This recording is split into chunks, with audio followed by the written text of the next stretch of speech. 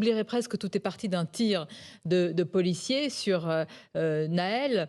Il y a eu quand même des demandes d'une partie de la classe politique à gauche pour qu'il y ait plus d'enquêtes au niveau des policiers pour que, estime-t-il, un système soit davantage surveillé et contrôlé. Vous vous dites non, il n'y a pas du tout de problème dans la police. Vous ne voyez pas Vous savez, aucun souci? il peut y avoir des problèmes, mais ces problèmes, ils sont traités et sanctionnés. La police, c'est la profession qui est la plus contrôlée. La plus contrôlée et où il y a le plus de sanctions. Rien n'est passé à un policier. Voilà. Donc là, il y a une affaire judiciaire. Moi, je fais confiance à la justice.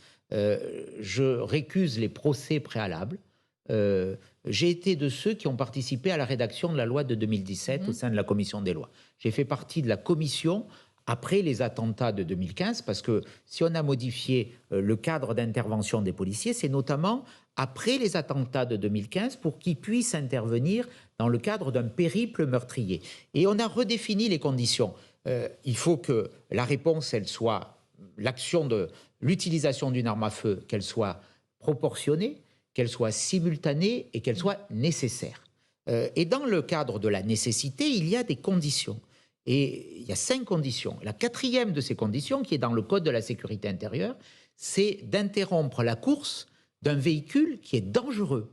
Or, et ce n'est pas l'avocat de ce policier qui le dit, Maître Liénard, que j'ai entendu, qui défend son client dans le cadre du droit.